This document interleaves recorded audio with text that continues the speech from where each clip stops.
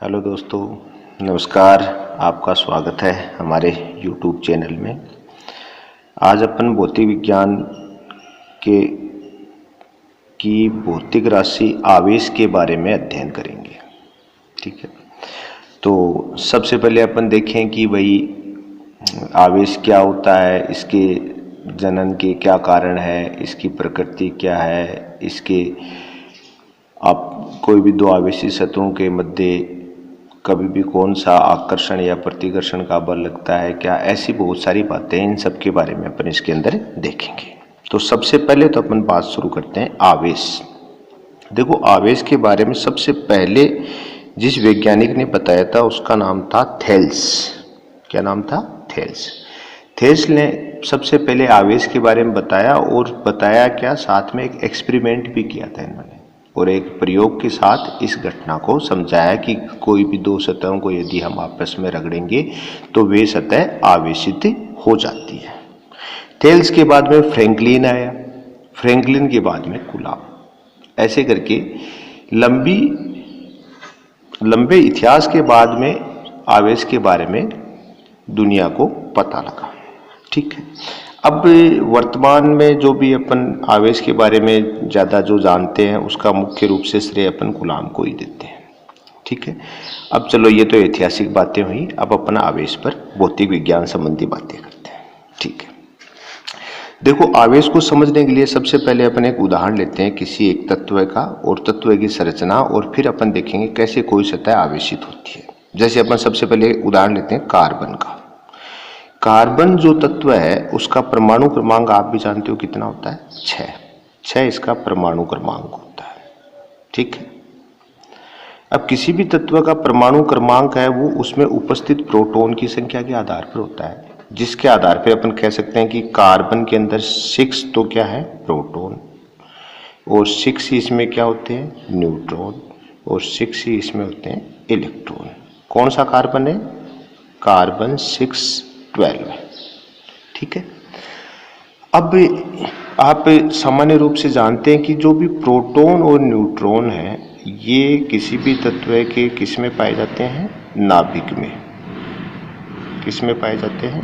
नाभिक में। ठीक है, नाभिक में ये दोनों होते हैं। साथ में क्या होता है कि ये किसी भी रासायनिक अभिक्रिया के अंदर भाग नहीं लेते। नाभिक में जो उपस्थित आपके प्रोटॉन और न्यूट्रॉन, ये जो इलेक्ट्रॉन है ये कक्षाओं में रहते हैं। नाभिक के चारों ओर किस में रहते हैं? कक्षाओं में। ठीक है, ये हमेशा क्या होंगे? भाग लेंगे किसी भी अभिक्रिया के अंदर। अब इसको समझने के लिए अपन देखें कि जैसे भाई अब नॉर्मल रूप से अपने प्राकृतिक रूप से अपने को कार्बन मिला, तो कार्बन में आप भी जानते हैं कि जो प्रोटॉन होता है, प्रोटॉन उसकी नेचर कैसी होती है? धनात्मक।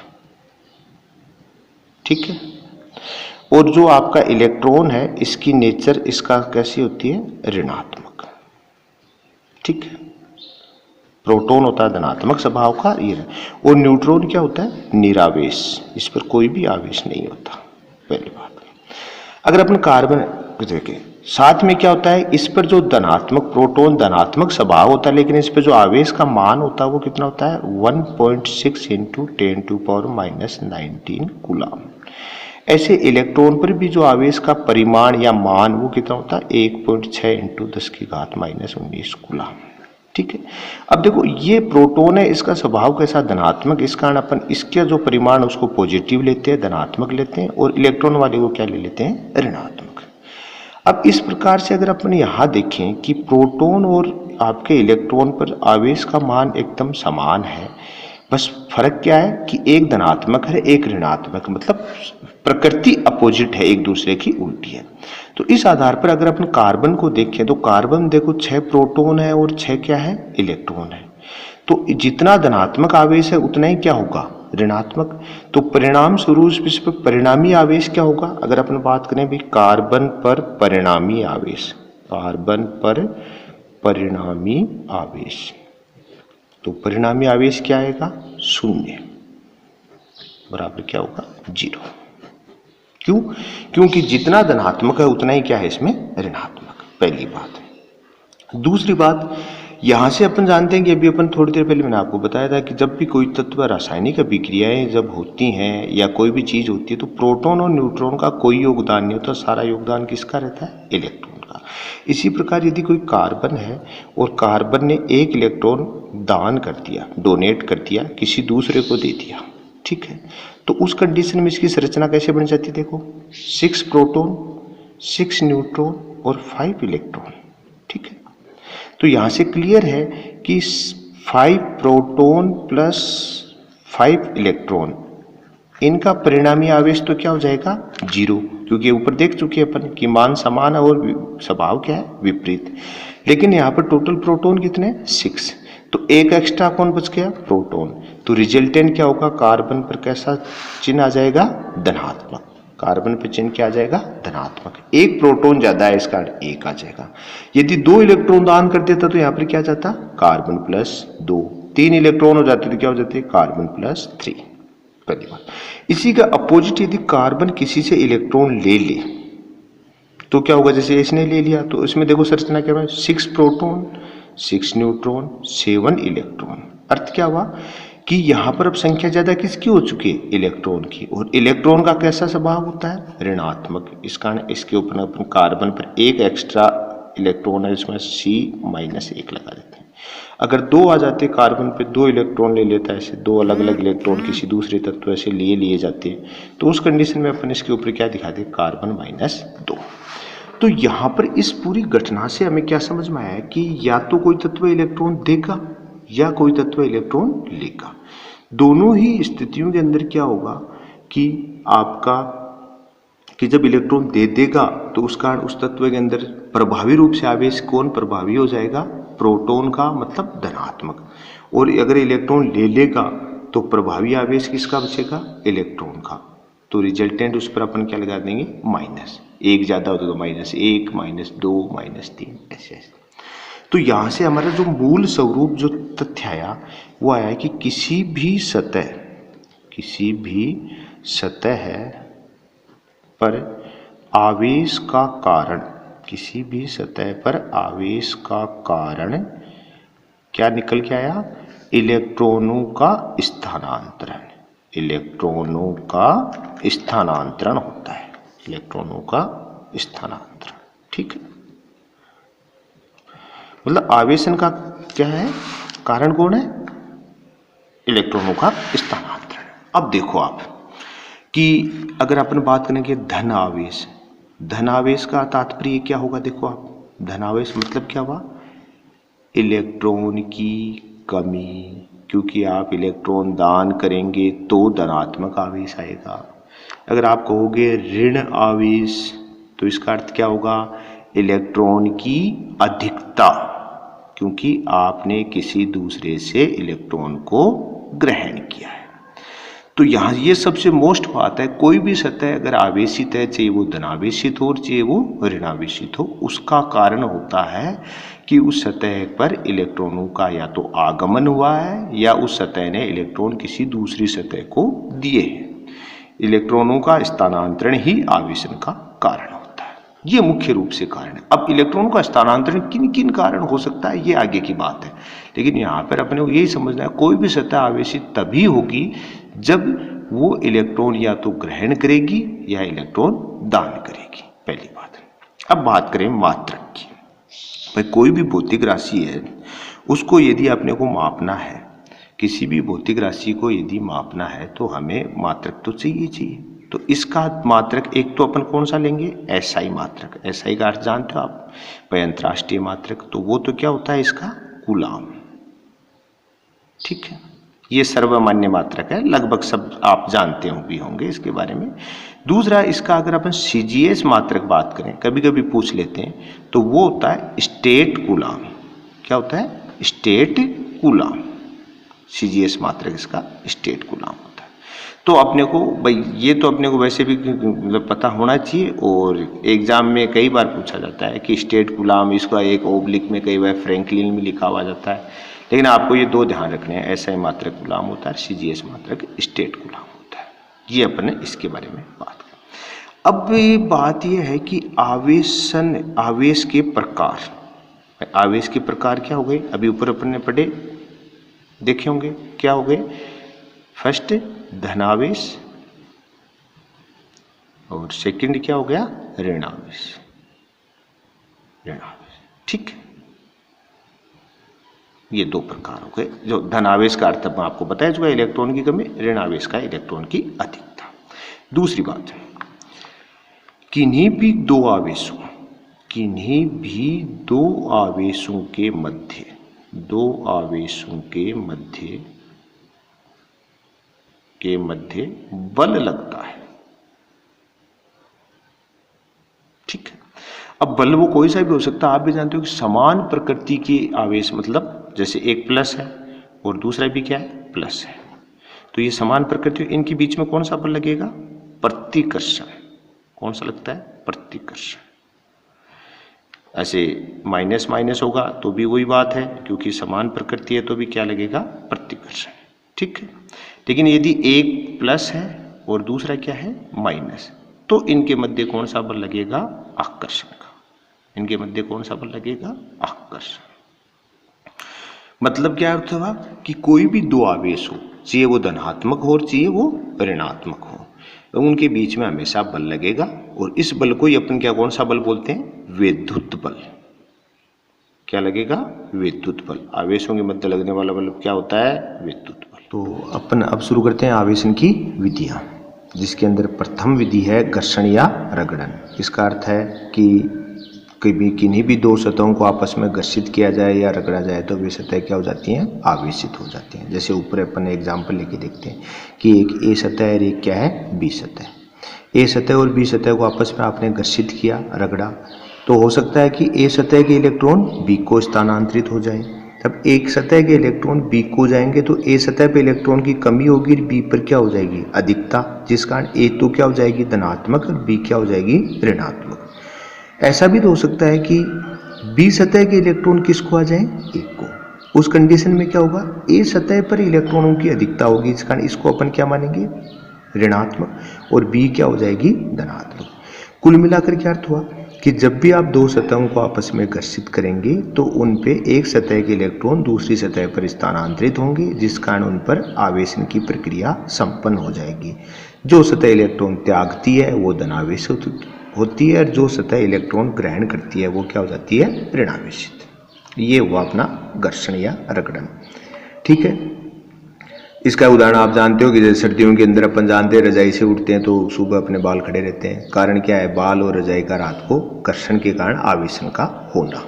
ठीक है, दूसरी विधि संपर्क विधि। इसके अंदर क्या होगा कि एक सतह पहले से आवेशित होगी। जैसे ए सतह आपने क्या ले ली, आवेशित ले ली। ठीक है, दूसरी सतह क्या, बी क्या है, अनावेशित है।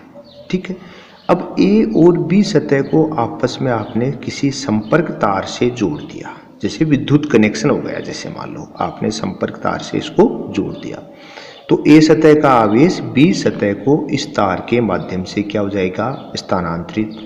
और ये प्रक्रिया कब तक चलेगी, जब ए और बी सतह पर आवेश का मान क्या नहीं हो जाता, बराबर नहीं हो जाता। जैसे दोनों का आवेश का मान बराबर हो जाएगा, ये आवेशों का स्थानांतरण तो रुक जाएगा, लेकिन बी सतह भी क्या हो चुकी होगी, आवेशित। ठीक है, संपर्क विधि के अंदर एक सतह का आवेशित होना और दूसरी का अनावेशित रहना, और फिर किससे जोड़ना, संपर्क तार से। तो आवेशित सतह का आवेश किसको चला जाएगा, अनावेशित सतह को। इस प्रकार ये भी हो, जैसे अपने घर में जैसे अपन बिजली का कनेक्शन करते हैं तो आप भी जानते हो कि मीटर है या जहाँ से भी अपने जो सोर्स होता है इलेक्ट्रिसिटी का, वहाँ से अपने घर में जहाँ जहाँ भी अपन बिजली पहुँचाते हैं तो वो क्या है, संपर्क विधि के उदाहरण है। तीसरी विधि कौन सी है, प्रेरण विधि। इसके अंदर क्या होगा, सतह तो दो इसमें भी होंगी, लेकिन एक सतह तो आवेशित होगी और दूसरी सतह क्या होगी, निरावेशित। लेकिन दोनों को आपस में संपर्क में नहीं लाना है। इन दोनों सतहों में संपर्क में आई है, देखो घर्षण में दोनों को संपर्क में लाके रगड़ा। इसके अंदर क्या हुआ, एक को दूसरे से संपर्क तार से जोड़ा। इस विधि के अंदर आप क्या करोगे, ए आवेशित सतह है, बी को इसके पास लाके रख देना है।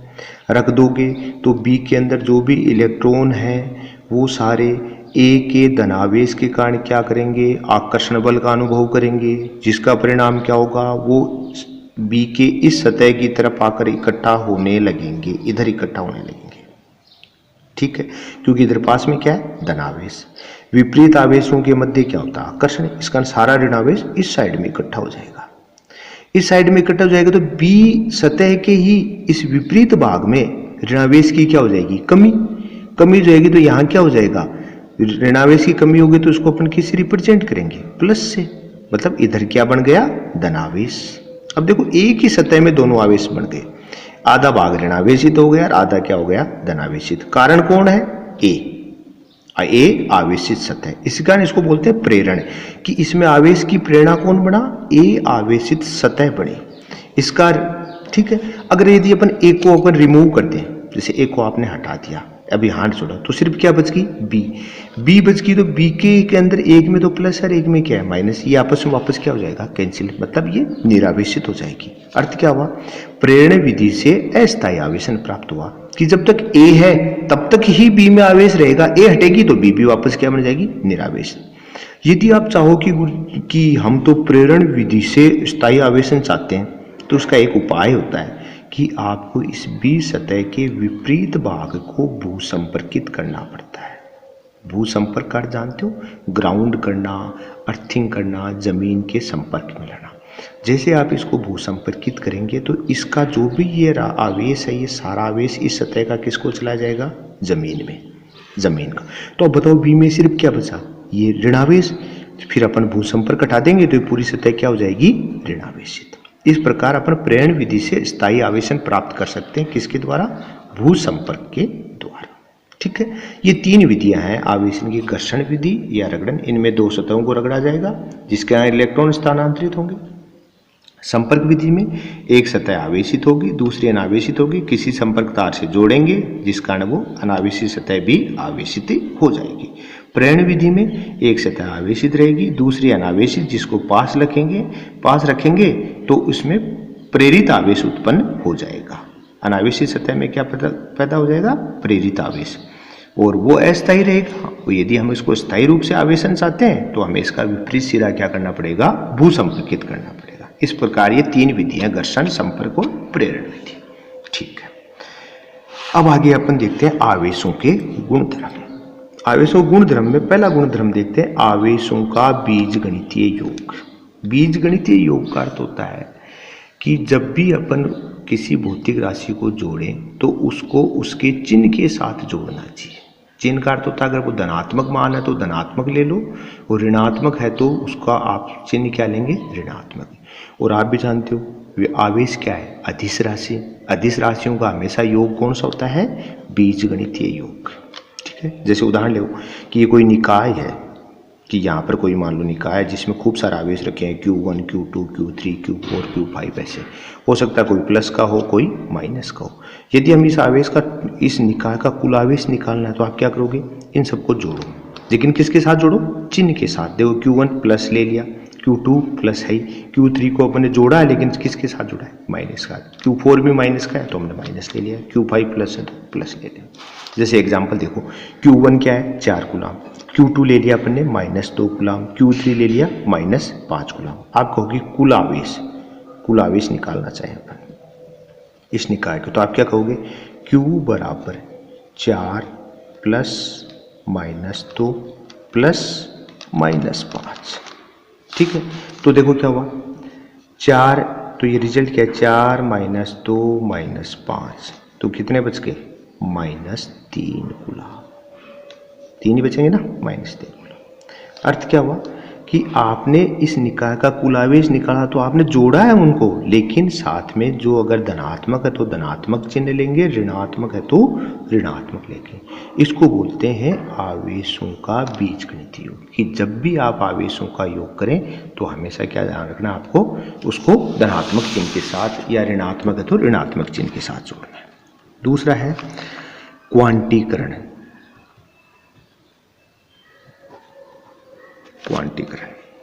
ठीक है, अब आवेश क्वांटीकरण, इसका वैसे क्या लिखते हैं टोटल, आवेश क्वांटीकरण। ठीक है, ये होता है Q is equal two plus minus n electron, ऐसा लिखते हैं। ये इसका गणितीय स्वरूप है, समझाता हूँ आपको। देखो n का मान इसमें 1 2 3 डैश डैश डैश कुछ भी हो सकता है।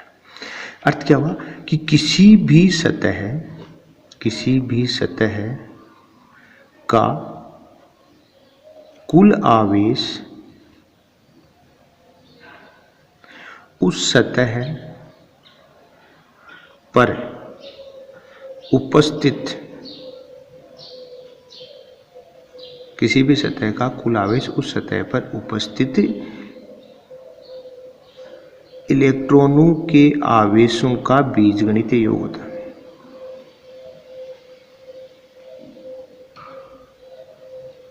के बीजगणितीय योग के तुल्य होता है, ठीक है। अर्थ क्या हुआ कि अगर किसी भी सतह का अगर आपको कुल आवेश निकालना तो आप क्या करेंगे, उस सतह पर उपस्थित इलेक्ट्रॉनों के कुल आवेश के तुल्य होगा। तो यहाँ पर ये कौन है, इलेक्ट्रॉन। एन क्या है, नंबर ऑफ इलेक्ट्रॉन, मतलब कितने इलेक्ट्रॉन, एक भी हो सकता है, दो भी हो सकता है, तीन भी हो सकता है। क्यों? अब देखो इसके अंदर क्वांटीकरण है। क्वांटीकरण में एक शब्द है क्वांटा। क्या शब्द है, क्वांटा। क्वांटा का अर्थ होता है किसी भी भौतिक राशि का न्यूनतम संभव मान। क्वांटा अर्थ क्या होता है, किसी भी भौतिक राशि का न्यूनतम संभव मान। न्यूनतम संभव मान, जैसे अपन बात करें कि अपन यहाँ पर अपने अब तक जो पढ़ा उसमें अपन ने देखा कि आवेश का मुख्य कारण क्या हुआ, आपने कहा इलेक्ट्रॉन का स्थानांतरण। अब एक इलेक्ट्रॉन स्थानांतरित हो सकता है, 2 इलेक्ट्रॉन हो सकते हैं, 3 हो सकते हैं। मतलब हमेशा क्या होगा कि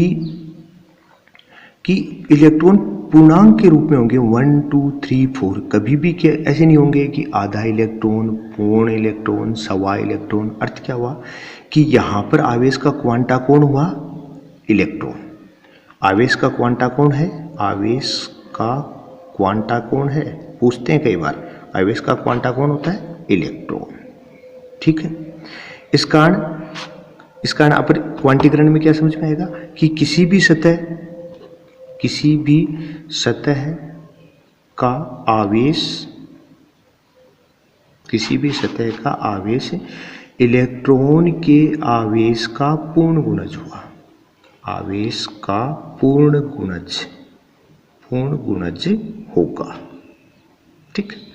अब यहाँ पे तो हमने कहा किसी भी सतह पर कुल आवेश उस सतह पर उपस्थित इलेक्ट्रॉनों के आवेशों का बीजगणितीय योग के तुल्य है। बिल्कुल सही बात है, लेकिन इसी को अब यहाँ पर यही बात इसको अपन यहाँ पर Q equal two plus minus NE के रूप में रिप्रेजेंट किया है। मैथमेटिकल फॉर्मूला होता है इसका, लेकिन यहाँ पर आपको समझाने के लिए आपको पहले क्वांटा समझना पड़ेगा। क्वांटा का अर्थ होता है किसी भी भौतिक राशि का न्यूनतम संभव मान। यहाँ पर भौतिक राशि किसकी बात कर रहे हैं, आवेश। तो आवेश का क्वांटा कौन होगा, न्यूनतम मान क्या होगा, इलेक्ट्रॉन। कि न्यूनतम से न्यूनतम आवेश एक इलेक्ट्रॉन के आवेश के बराबर स्थानांतरण होगा। इस कारण क्या हो जाएगा, किसी भी सतह का आवेश है वो इलेक्ट्रॉन के आवेश का पूर्ण गुणज होगा। इसी कारण आप लिखेंगे Q is equal two plus minus NE, ठीक है। n की वैल्यू हमेशा 1 2 3 टेस्ट हो सकती है, कभी भी हाफ 1/4 ऐसे नहीं होगी। मतलब आपकी मिश्रित संख्या नहीं हो सकती, हमेशा पूर्णांक होगा 1 2 3 4 5। जैसे एक एग्जाम्पल लेके देखिए, आपसे कोई कहते हैं कि 1 कूलाम आवेश में इलेक्ट्रॉनों की संख्या ज्ञात करो, ठीक। अब ये देखो, इसमें आपको ये आवेश क्वांटीकरण पे है कि 1 कूलाम आवेश में इलेक्ट्रॉनों की संख्या ज्ञात करो। Q इज इक्वल टू क्या फॉर्मूला, प्लस माइनस NE।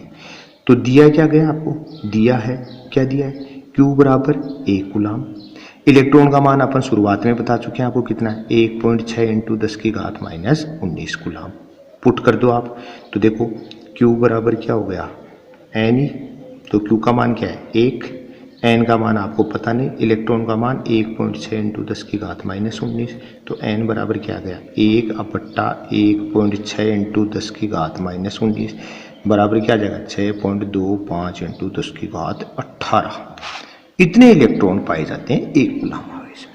तो इस प्रकार से इस आवेश क्वांटीकरण को कई बार तो सीधा पूछ लेते हैं कि सिद्धांत लिखो तो आप कैसे, तो किसी भी सतह का आवेश क्या है, इलेक्ट्रॉन के आवेश का पूर्ण गुणज होगा, Q बराबर प्लस माइनस। और या फिर एग्जाम्पल के रूप में आए तो आपको इस टाइप से पूछा जा सकता है। ठीक है, तीसरा देखो आप, तीसरा है आवेश संरक्षण। आवेश संरक्षण, ठीक, आवेश संरक्षण अर्थ क्या हुआ, किसी भी निकाय का कुल आवेश नियत रहता है। ठीक, क्या अर्थ हुआ इसका, कुल आवेश नियत रहना की मतलब किसी भी निकाय पर अगर, जैसे मान लो कि अपन उदाहरण ले लें कि ये A है और ये B, दो सतह ले लिया आपने A और B, ये किसी एक निकाय में रखी हुई है। किस में रखी हुई है, एक निकाय में, A और B। अब A से इलेक्ट्रॉन किसको गए, B को, तो A पे तो इलेक्ट्रॉन कम होंगे, B पर क्या हो जाएंगे, ज्यादा। लेकिन बताओ कुल इस निकाय में इलेक्ट्रॉनों की संख्या में कोई प्रभाव पड़ रहा है क्या, नहीं पड़ रहा। इस कारण क्या होता है, किसी भी निकाय का कुल आवेश हमेशा क्या रहता है, संरक्षित। इसको बोलते हैं आवेश संरक्षण। ठीक है, मतलब इसको दूसरी भाषा में कह सकते हैं कि आवेश को ना उत्पन्न किया जा सकता, ना ही आवेश को नष्ट किया जा सकता है, कि आवेश है वो एक सतह से दूसरी सतह पर स्थानांतरित होता है। ठीक है, चौथा है आवेश निश्चरता। इसका अर्थ क्या है कि किसी भी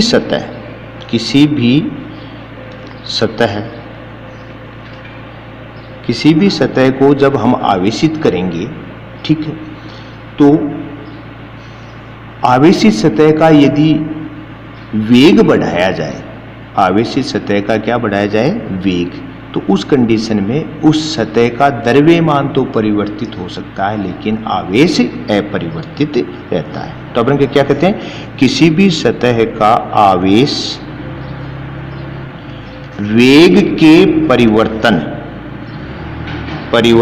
पर अपरिवर्तित रहता है। किसी भी सतह का आवेश वेग के परिवर्तन पर अपरिवर्तित रहता है।